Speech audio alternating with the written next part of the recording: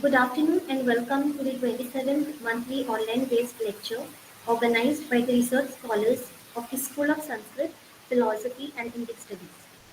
We are honored to have Dr. Suyasha Singh as a distinguished speaker today who will be delivering a lecture titled Navigating Moral Dilemmas in Digital Motherhood. Please note that this event is being recorded along with the contents in the chat box. I also would request all the participants to keep their microphones muted throughout the lecture, which will go on for about 60 minutes, followed by a Q&A session to be moderated by Ms. Elizabeth Bara. I now request Mr. Sanket Rivonकर to deliver the welcome address. Thank you, ma'am. Am I audible? Yes. Yes. Okay. A very good afternoon to all, and welcome to today's special guest lecture titled Navigating Moral Dilemmas in Digital Motherhood. We are delighted to have you join us this Friday, that is 28 June, for what promises to be an engaging and enlightening session. First and foremost, I extend a warm welcome to our distinguished guest speaker, Dr. Suyasha Singh. Dr. Singh is an esteemed assistant professor at the Amity Institute of Social Sciences, Amity University, Noida, with an impressive academic background that includes a BA in philosophy from Lady Shri College, New Delhi, an MA and PhD from the University of Delhi, and an M.Phil from the University of Hyderabad. Dr. Singh has a wealth of knowledge and expertise. She has previously taught at prestigious institutions such as Hindu College and Lady Shri College. Dr. Singh is also an active participant in national and international conferences, frequently serves as a guest lecturer and resource person, and publishes in esteemed journals. Her research interests are diverse and impactful, encompassing social and political philosophy, feminism, ethics, and Indian philosophy. Additionally, she contributes to the academic community as a reviewer for Scopus-indexed journals. We are honored to have her share her insights with us today. I would also like to extend a special welcome to Professor Koshi Tharikan, Dean of School of Social Sciences and Philosophy at Goa University, our esteemed guest faculty members of Goa University, our dedicated research scholars and students at the school, and all the participants joining us today, both from within and outside Goa University. Your presence is highly valued and we are grateful for your participation. Without further ado, please join me in welcoming Dr. Suyasha Singh for her lecture on navigating moral dilemmas in digital motherhood. Thank you. Thank you, Sanket and Rajavi, for this kind introduction. I would like to specially thank Vidya for being in contact throughout the past 2-3 months and helping organize this lecture. And my special thanks to Professor Koshi for giving this opportunity and understanding the topic that I wanted to deliver here today. So, without further ado, I will share my PPT here. Please let me know if you could see it. All right. So, as the name suggests, navigating moral dilemmas in digital motherhood. With this lecture, I tried to explore the integration of technology into modern parenting and how it has transformed how mothers care for and raise their children. Now, with the advancements in artificial intelligence and various digital tools, mothers now have access to resources and support systems. However, this technological evolution also raises ethical questions and societal perceptions regarding the nature of care, the role of mothers, and the impact of family dynamics. Now, in the contemporary society, the role of mothers has evolved significantly, particularly with increased participation of women in the workforce. Now, despite the progress made in gender equality, societal attitudes towards mothers who work and use childcare services still reflect deep-seated biases and misconceptions. Now, when mothers decide to leave their children at home with a caretaker or at a childcare center to secure and fulfill their requirements, be it personal, professional, and their choices, they often face unjust criticism and judgment. Now, that is why this lecture tries to examine why society presumes that these mothers do not care for their children enough instead of supporting them. It will also emphasize the importance of recognizing mothers' agency and autonomy in making these childcare decisions. Now, in the modern era, technology has become an integral part of parenting, offering various tools and resources that aid in the development of children, both at home and at childcare centers. Now, the main goal is to put forward the idea that the use of technology by working mothers to care for their children do not imply a lack of care or emotional detachment. Instead, it represents a practical and effective approach to meeting the diverse needs of children in this rapidly evolving world. And by challenging these outdated stereotypes and embracing the positive potential of technology, we can support working mothers in their dual roles as caregivers and professionals, where an environment is fostered where both children and parents can thrive.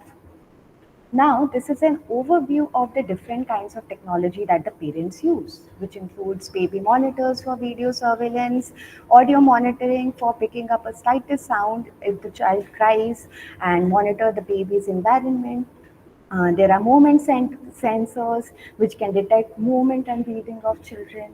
There are home security cameras which have features like notifications could be sent to parents' smartphones if there is any kind of unusual activity is detected, and even the parents can communicate with their children directly. There are health and safety technologies which include monitoring of sleeping patterns of their children. There are GPS trackers where you can locate your child anywhere at any time. And there are smart thermometers which can alert about the body temperature of a child if they have fever or not. There are smart home devices, smart locks, smart lights, voice assistant. There are also educational apps and softwares which would help in the learning, cognitive development of children, and which would also help in upskilling in reading and writing habits and development of the children. And also, there are different kinds of technology used in the childcare centers, like attendance tracking, communication tools where the parent and the childcare staff can communicate directly. There are n number of tools which we have here. We have the technology that we can utilize here. Now, AI technologies are increasingly integrated into parenting and offering these kinds of tools for tracking and the development and health and activities of the children. Now, these technologies also provide personalized advice and track developmental milestones, which can offer resources for managing parenting tasks. Now, the benefits include the support for managing daily routines and health monitoring, connection with other parents and support networks. But the challenges are also there, which includes the potential for information overload and conflicting advice. And there are also risks of privacy invasion, and sometimes over reliance of technology on technology can also undermine their parental intuition and confidence. Now, historically, the role of women have been predominantly confined to the domestic sphere, with societal norms dictating, especially mothers, how they should prioritize home and family over work. Now, today, many mothers work out of necessity or choice, balancing these professional responsibilities and familial obligations. Now, society, they often uphold an idealized image of the good mother as one who is always present and directly involved in their children's lives. And this notion is rooted in the belief that maternal care is inherently superior to other forms of childcare.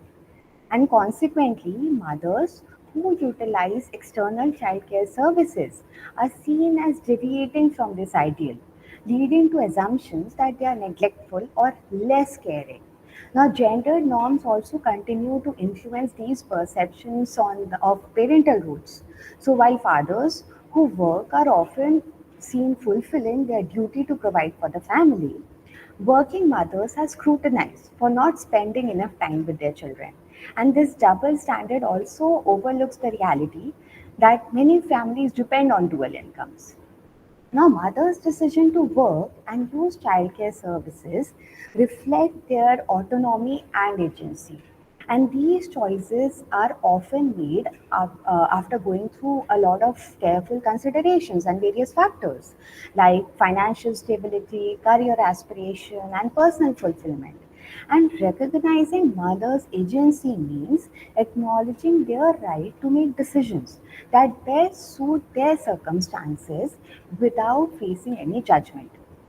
Here, I would be using the term caregiver, which would include parents, family, and family members and friends. And caretaker stands for the one taking care of the children in a professional setting. Now, the dichotomy between care and career is a false one that society perpetuates, and it implies that mothers must choose between being good caregivers or successful professionals.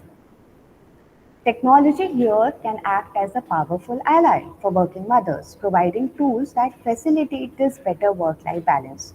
From remote working solutions and virtual meetings to childcare management apps and digital learning platforms, technology can help mothers manage their roles more effectively. And AI driven tools can offer peace of mind and support children's development. So, to explore more on these interpersonal relationships and emotions and care, the value of care ethics will be taken into consideration for this lecture. And this would also help us understand the worth of technology based on both advantages and disadvantages it entails for both motherhood and childcare.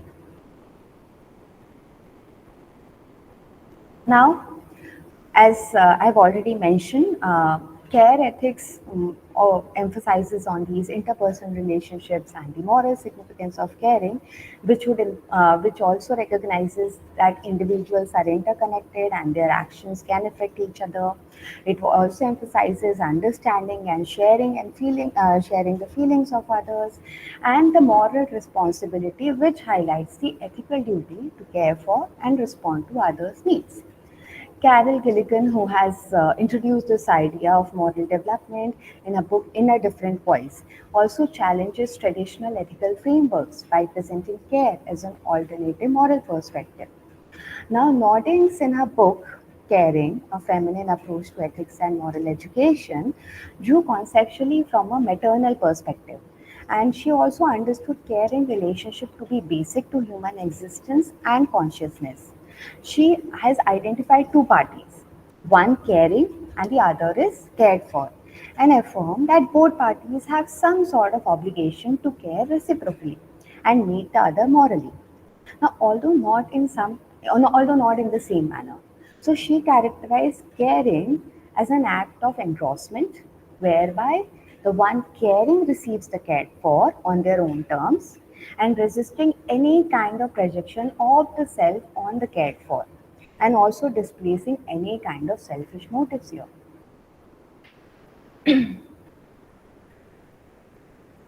Now, here the concept of, since we are talking about technology, we would be taking into consideration panopticon, the concept of panopticon, which was given by Jeremy Bentham in the late 18th century. Here, which this would signify a surveillance architecture. Now, Bentham envisioned a circular building with an observation tower in the center from which a guard could watch all inmates of the institution without the inmates having any knowledge about it. Now, this concept has since evolved to symbolize system of surveillance and control in society at large. And here we would be discussing the kind of disadvantages that the technology poses in child caring, the relationship between the mother and the child, and what are the ways in which we can have put us in an advantageous position to relegate them. Now, when examining the panopticon through the lens of care ethics, particularly in the context of child care, uh, there are new layers of the complexity that emerges. So, in the age of technology, it is not any physical structure, but a digital structure of surveillance. And the omnipresence of digital devices and platforms has also enabled unprecedented levels of surveillance.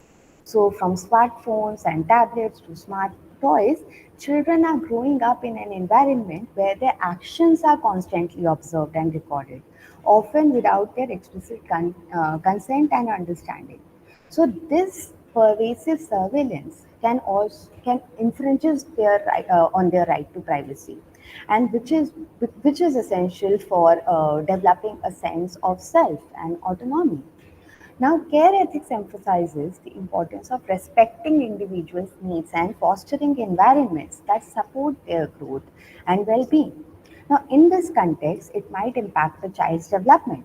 The awareness of being watched all the time can also lead to self censorship, also inhibiting their ability to explore and experiment and make mistakes, which is an essential part of learning and growth. Now, the psychological effects of growing up under constant surveillance can be profound. Children might internalize a sense of being watched, leading to increased anxiety and stress, and they might also develop a skewed understanding of trust and relationships, learning to associate care with monitoring and control rather than genuine concern and support. So, the goal should be to create environments where children feel safe and supported, not constantly judged. So, surveillance that is perceived to be intrusive can undermine the trust that has been developed and that has taken so much time to be developed between the caregiver and the children. So, it is important to foster a sense of security, which and prevent to create a climate of suspicion and control. Now, the effective care here would be to guide children towards making safe and responsible choices rather than imposing constant oversight. So, for example, if we are using tracking apps to monitor our children's every movement, and parents can engage in open conversation about safety and boundaries, which would help in fostering mutual trust and understanding and prioritizing the well-being and dignity of children. Now, another concept that has been used here is Joanne Tronto's concept of privilege with responsibility. But before this, I would just like to mention the four sub-elements that she has used as she has called stages or goals. So, first is attentiveness, responsibility, competence, that a skill of providing good care and successful care, and responsiveness, which is consideration of the position of others. So, in Toronto's concept of privilege is responsibility, this will be looked from the point of view how mothers are in a disadvantaged position both in the professional and the personal settings, and what are the issues and challenges that they are facing, and also there are certain circumstances which also lead them to adopt technology for childcare for their childcare. So here, uh, it, mm, privilege irresponsibility refers to the phenomenon where individuals or groups who hold privilege can evade responsibility for the care that their social position entails. So, by examining this concept through the lens of care ethics, we can better understand the systematic inequalities and the societal expectations that impact working mothers today. And this avoidance perpetuates a system where care work is undervalued and disproportionately allocated. So, in the context of caring, working mothers, this can manifest in various forms.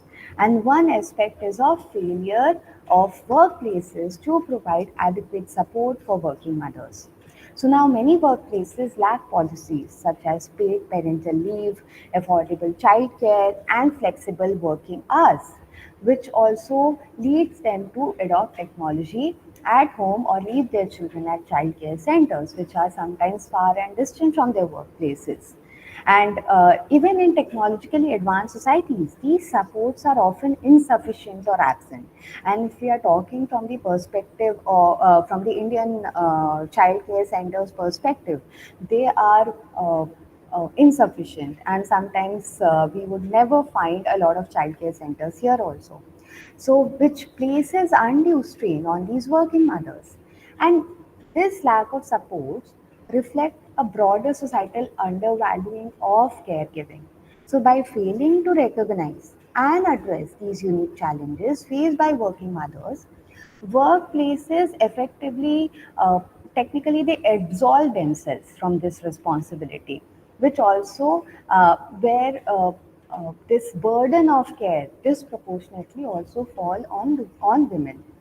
Now, they are also ingrained in gender norms within household where there is unequal distribution of domestic labor, which is another manifestation of privilege and responsibility.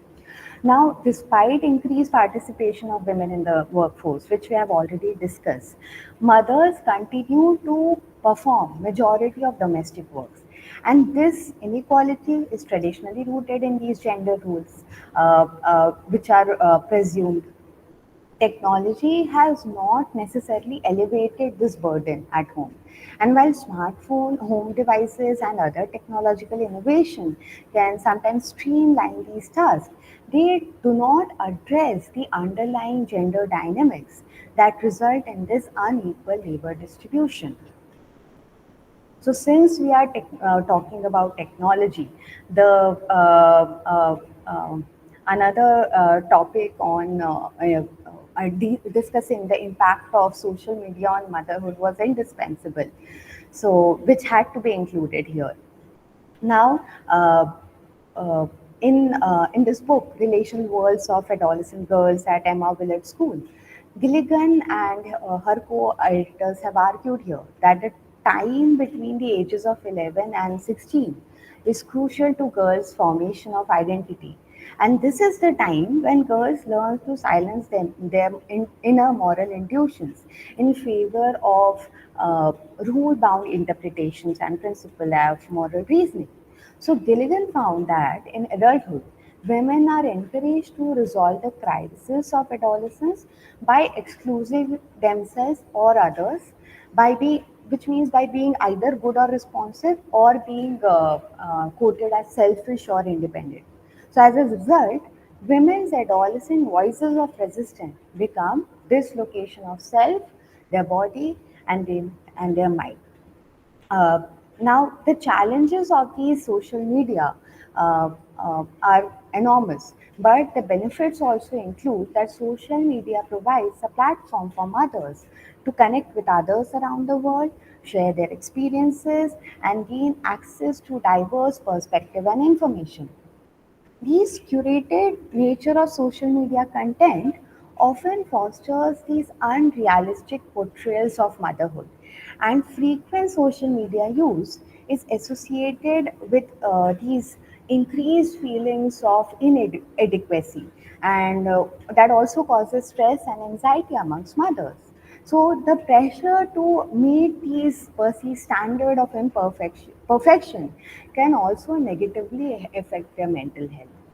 Now, here, mothers must learn to discern the constructive advice and the unrealistic content that the social media projects, recognizing that much of the content on social media is filtered and curated.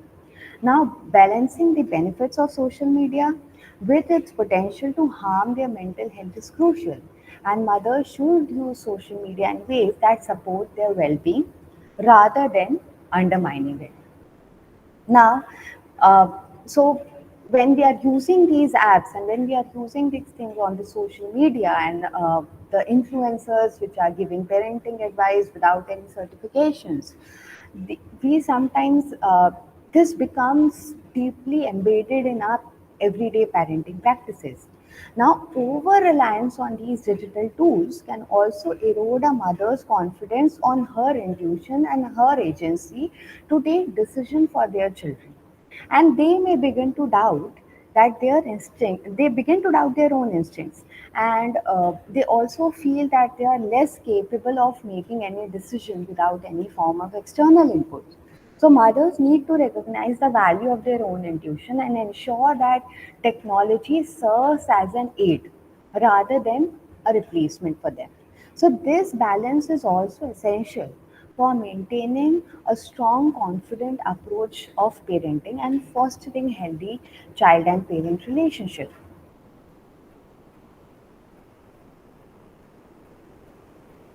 Now, here, even parental care is deeply rooted in emotional connections, and we would be exploring this from the perspective of professional childcare settings and the kind of relationship that even the caretaker shares with the caregiver, and the relationship that the children, how it would affect the development and well-being of the children, both its advantages and its disadvantages.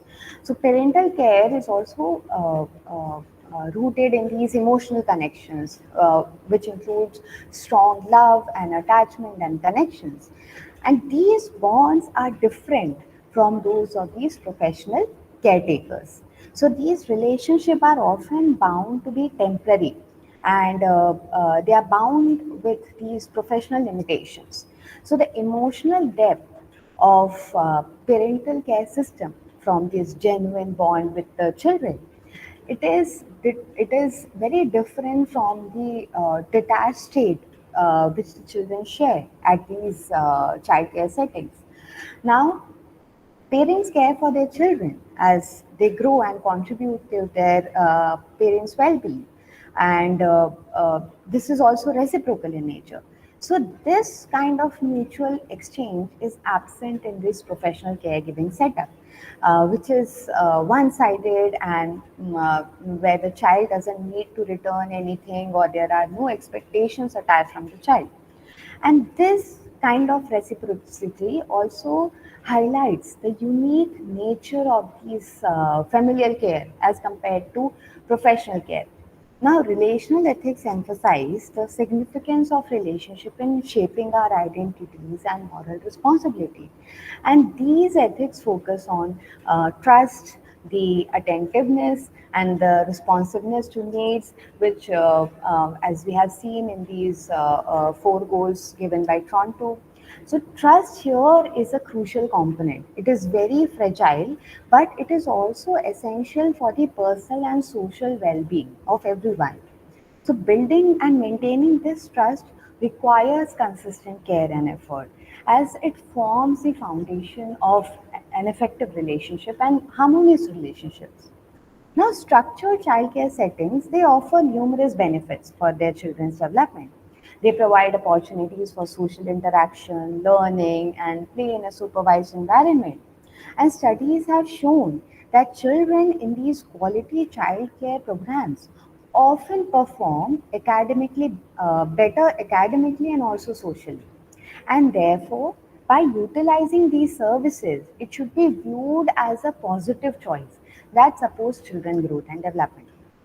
However, these caretakers, we have to take into consideration that even these caretakers also experience a range of emotions and emotions of pain, happiness, fear, or joy. So, establishing this bond with the child is extremely essential, which involves this kind of understanding and supporting their behavior, and also providing a space where the relationship of both the caretaker and child can grow together.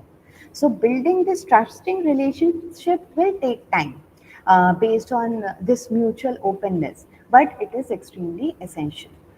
Now, how do caregivers have a sigh of relief when they leave their children at these childcare centers. Because of these technological advancements, CCTV and the technologies that I have that these centers use that I've already mentioned, these kind of technology provide a sense of security, but to the parents, but they also raise that there are ethical concerns around the, trust and privacy. Now, surveillance technologies like nanny cams, they enable parents to ensure their children's safety. However, this constant monitoring can also erode trust between parents and caretakers. So, ethical concerns arise when the technology is not transparently communicated, which can also poses a potential to damage the relationship that exists between both caretaker and the parent. So, when used these appropriately, and the parents must know, as we have already seen in the when we have discussed panopticon, how to appropriately use this technology so that the certain practices that the caregiver is practicing with their children, they also have to ensure the kind of relationship that they foster between that of trust and mutual understanding that they foster with the caretakers, which would also enable their children to be at ease and also the caretaker to be at ease. So, by when we are using them and when we are following these certain principles, they will help and enhance this trust and safety, benefiting both the caretakers and the families. Now, uh, we have already discussed the technology that we are using and the kind of implication that it is posing on the children and also the caregivers. But one of the other challenges includes the privacy concerns as well, because these AI systems, they often collect vast amounts of data, of personal data, including sensitive information about mothers and their children. And this data collection can be invasive and raises significant privacy concern. So we have to know that we have to be careful when using this technology. We have to be careful of not completely depending of their technology, but using as an aid. So, because there are a lot of concerns, including data breaches and unauthorized access to personal information, which we have to be careful of. Now, uh, since the mothers are going out, they are using this technology, and our main goal was to identify that why these technology are used, and if they are used, it doesn't mean that the parents and the mother, mother does not. It does not mean that they do not care enough for the children, but they are using technology as a tool. They are using this technology to empower themselves. But sometimes, when society often criticizes mothers who use technology, they view it as a shortcut or a sign of negligence. And these criticism can also contribute to feelings of guilt and inadequacy of among mothers, which has to be addressed. There is a need to address these issues. Now, society here tries to redefine what it means to be a good mother, where they have to acknowledge that they will leverage technology to practically and effectively raise their children. Working mothers contribute significantly to both their family and society. And by securing financial stability and serving as role models for their children, they demonstrate that it is possible to do both. Now we have to, the society has to recognize and value this dual contribution, which is essential for fostering a supportive environment.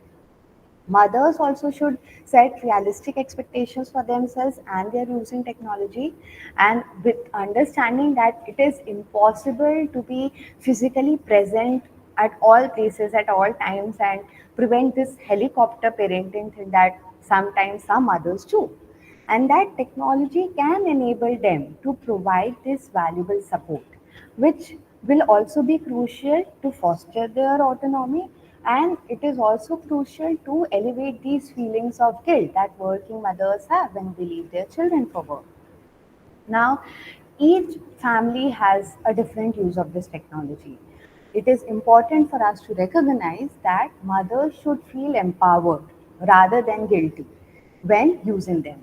And technology, they should also understand that technology should complement and do not replace these personal interaction and care. So, finding a balance between these tech assisted and direct parenting is a key for a stronger family bond. Now, for this, it is important to build supportive networks. It is important for mothers to join online communities, and it is important for them to build these local support groups. Now, there are a lot of ways that mothers can also enhance their parenting skills with the use of technology, which includes their advantages, like parenting apps that can offer them tips and suggestions, these online courses and webinars, and also promote their mental health and well-being by using certain apps for stress management and relaxation and self-care. And educational campaigns are important, and also one of the most important things is positive media representation, where we have to portray working mothers and the use of technology in a positive light through media, which can also help shift in the public perceptions and reduce the stigma. So the integration uh, mm, the integration of technology into this modern motherhood also presents an opportunity for us to redefine what a good mother is. And here mothers can not only educate themselves but also protect their children while also maintaining their professional and personal aspirations. Now, recognizing the value of these technological tools is essential to help them in these multifaceted roles. So, society must also move beyond these outdated stereotypes and acknowledge the evolving nature of motherhood, where technology is serving as a vital ally in supporting the next generation. Here, with this, we can create a kind of an inclusive and supportive environment where diverse needs and ways to care for and to raise the children are addressed in society. With this, I conclude my lecture. Thank you.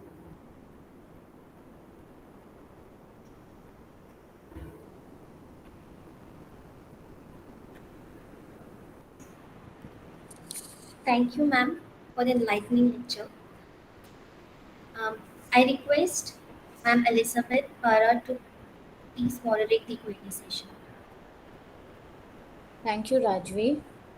Hello, everyone. Thank you, ma'am, for this enlightening lecture. I will now begin the Q&A session. Participants can type your questions in the chat box. You can also ask your questions directly.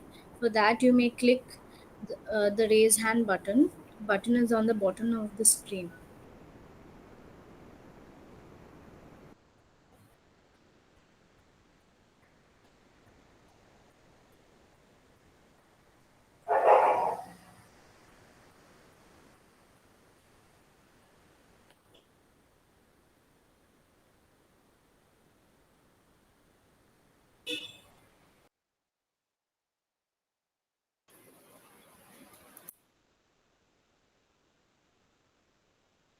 Yeah, ma'am. Jodit Kishore, please unmute yourself and ask the question. Yeah. Sure, thank you, sir. Thank you for such a wonderful presentation. It was very well explained. So there is this one concern, one worry that I was wondering about is that when we integrate technology with modern motherhood, the reduced, so the mother begin to doubt themselves, doubt in the sense like doubt, like as in like they have reduced reliability on their intuition, and that is slightly worrying because that also reduces, I mean some way it kind of decreases the autonomous as like reduces us as an autonomous agent as well. um, so how what is there any kind of way around it some kind of solution or how that can be tackled, because we do want technology to be there because it as a aid, but how do we tackle these kind of challenges? Um, Thank you, Jyoti, for this wonderful question. And obviously, while going through these concepts on motherhood, and obviously in this digital age, and how it is affecting an entire family and an entire society. Now, one of the main concerns, obviously, is that we are too much dependent on technology. And as even the paper explores, that it has both advantages and its own disadvantages. So, just like how we use social media individually, how we use social media for our own personal entertainment, and how we use social media to gather information. There comes a time when, for the past 3 4 years, there have been a lot of studies on how social media is affecting our mental health, and this is something which is indispensable even for motherhood, because the first and foremost thing is to take a step back. So I'm sure that uh, lot of things that we read on media are not true. And as concerned citizen, we always go back and we recheck the facts. And this is something which is also applied for the mothers as well. Uh, if you could remember, while I was going through this technology over intuition concept, I mentioned how there has been an advent of mother influencers, parenting influencers. Right, There right, are right. financial influencers who have no idea what they are doing. And we also know that how a lot of things that they say on social media are sponsored. So we have to take a step back and we have to understand that we are not we don't have to be consumers here when we are talking about it, when we are thinking about our children and when we are following them. This is about social media, that we have to be mindful. We have to understand that there is a consumerist culture out there. uh, the other thing is that the fact checking thing, that whatever has been experienced, we have to understand that we always go through fact checks of what is true or what is not true. And I'm sure that every mother in the initial stages was obviously completely dependent on social media, but then it is about always going through the concerned medical professionals and always going through experts. So that is where, just like how we sometimes step back from social media because it becomes too much for us, it starts affecting our mental and physical and emotional health. As mothers, also, we have to take a step back and we have to understand that this is not affecting, this is affecting us and also the well-being of our own children. Sure. Right. I Thank you hope so this much. answers your question, Jyoti. Yes, yes, it And happy definitely to see does. you again. Yes. So,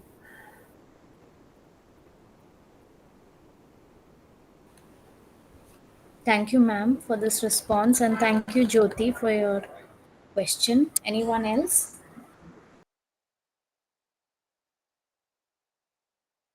I'm Koshi. I mean, this is not a question, just kind of, you can say, seeking clarification. I mean, when we talk about this, digital age, I was just wondering, for example, during my childhood and all, there was a support system available within the family also, no? That the extended family or even uh, maybe some domestic, help, etc., where there was a kind of implicit trust. Of course, you, while talking about an ethics of care, brought that element of trust also.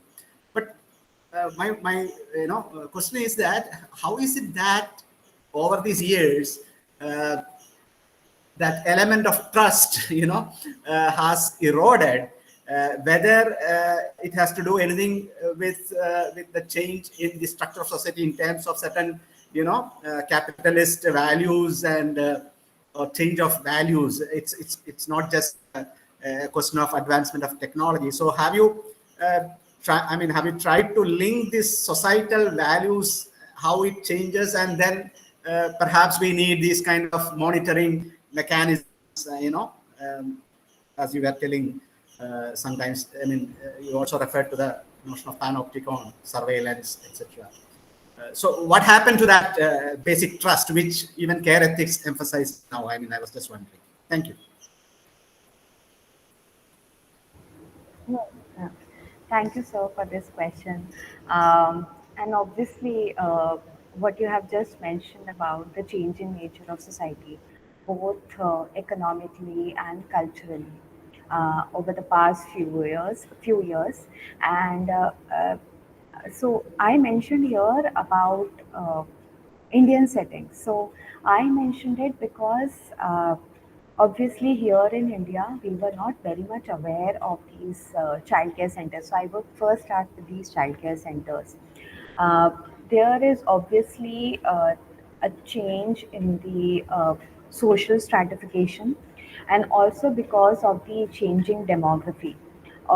You would see that parents are not very much concerned uh, in a small town, but this concern grows as we move to these multinational these cities, and here there is more and more evolvement of nuclear families.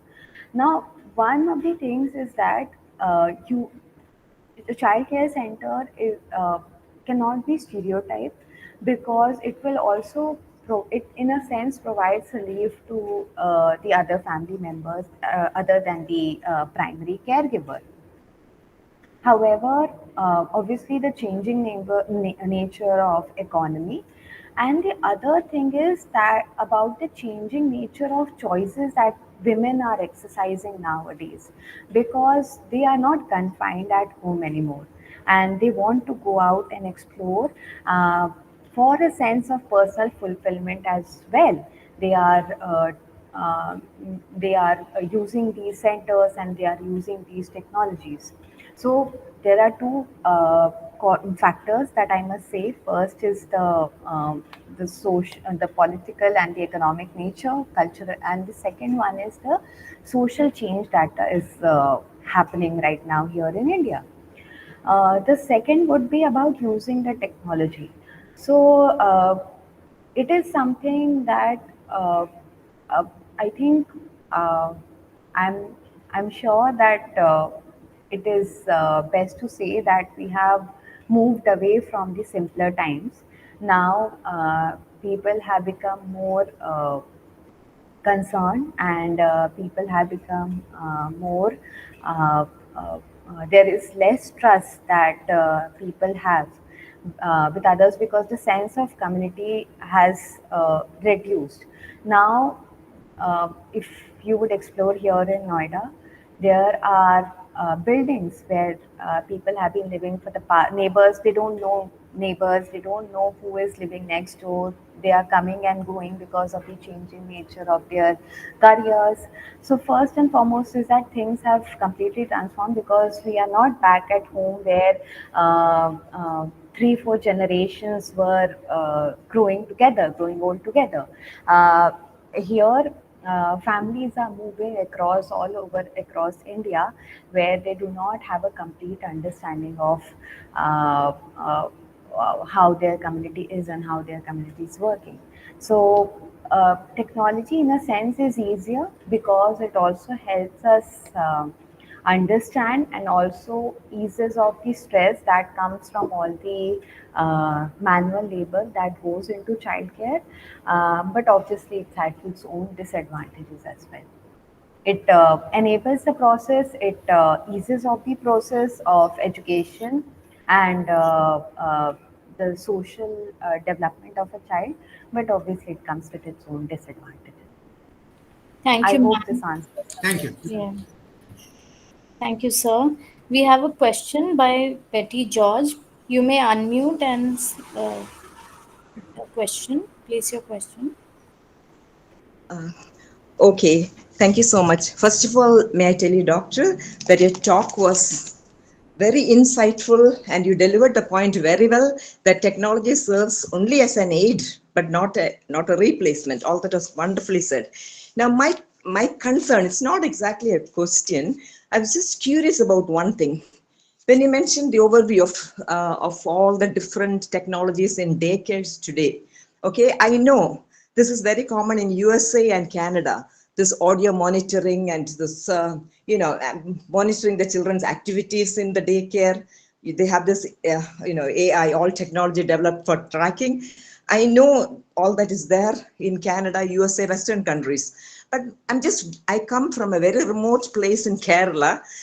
It's called Kottayam. So I'm just wondering, have these technologies also come into India? Just out of curiosity, I'm asking you. You might be able to answer that better than anybody else. Yes, ma'am, I can say that they are here in India, and from my own personal experiences, this paper was drawn. And these are the technologies that I have myself utilized as a mother when I used to leave my daughter at a childcare center.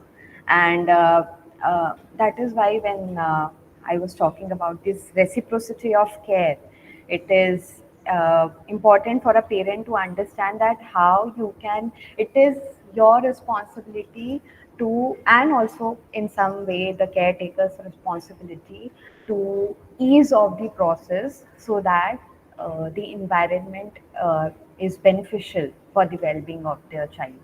So yes, ma'am, they are here in India. Very nice to hear that. Thank you, ma'am. Thank you for the question. You're welcome. Thank you, ma'am. Ma'am, there's a question in the chat box. I'll read it out to you. This question is by Sia. She's thanking you for this enlightening lecture. The question goes like this: could you say something about the role of touch in the child's development and bonding? Then, the second question: do you think that depending a lot on technology or professional caregivers can affect this in some way?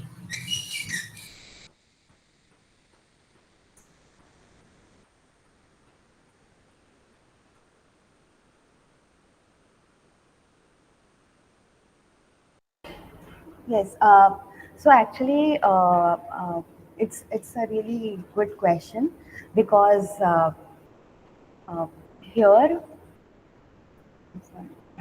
so it's a really good question because uh, I think this practice has not been adapted here in India, but of not co-sleeping with the child.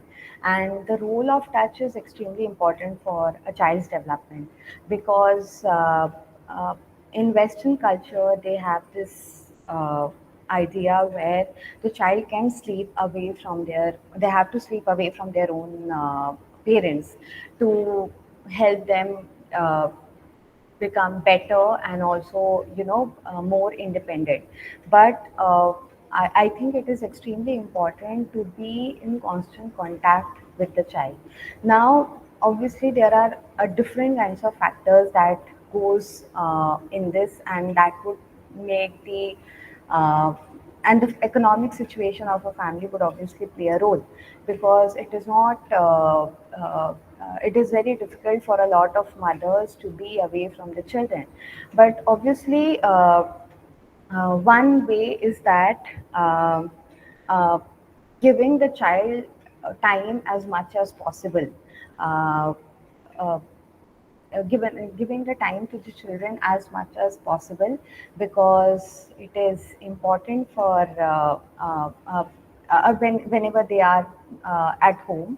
And obviously filling the financial requirements is important, but the other family members must also understand that they have to help the mother to keep her in constant touch with their children. And for the question, I'll just read.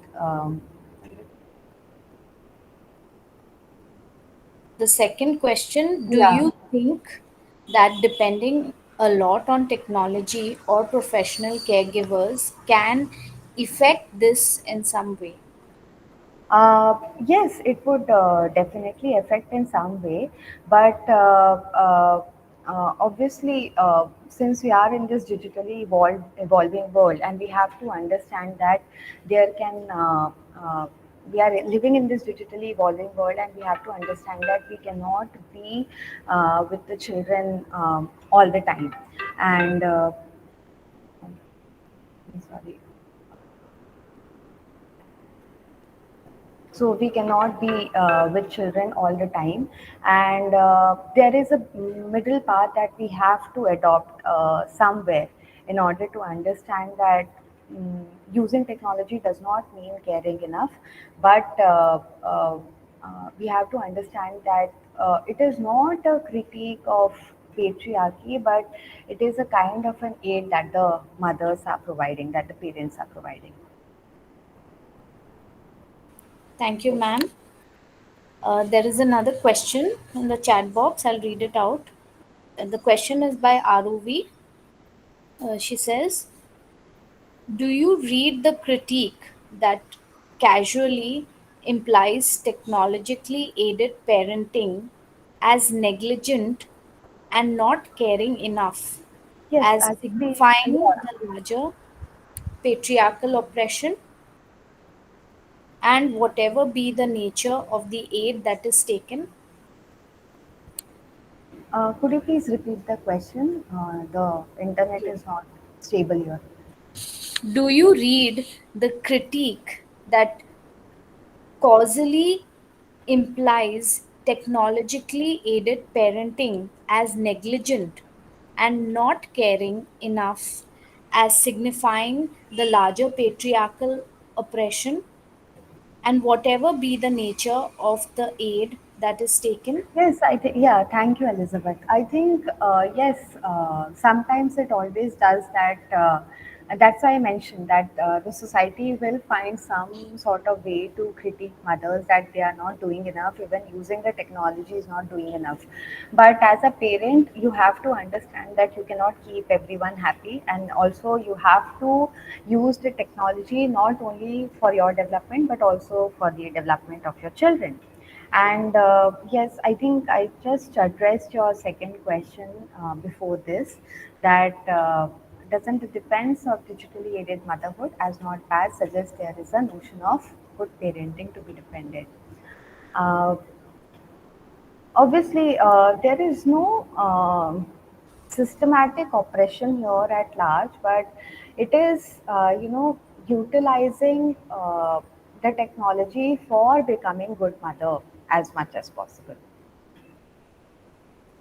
Yes. Thank you, ma'am. Yeah. Thank you, ROV, for your question.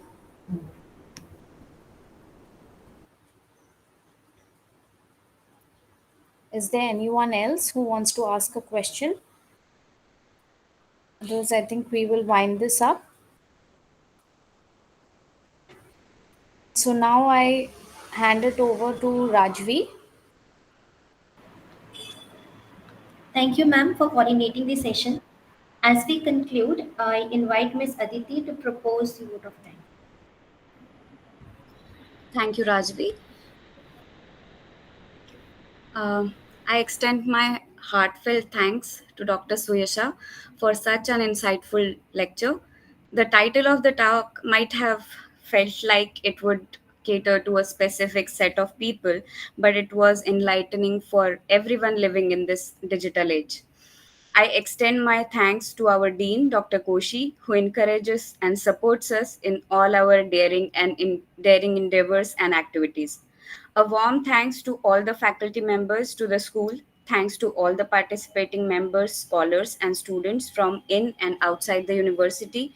A special thanks to all who helped in organizing, promoting the talk. A special mention to Aravi for poster designing. Thank you all.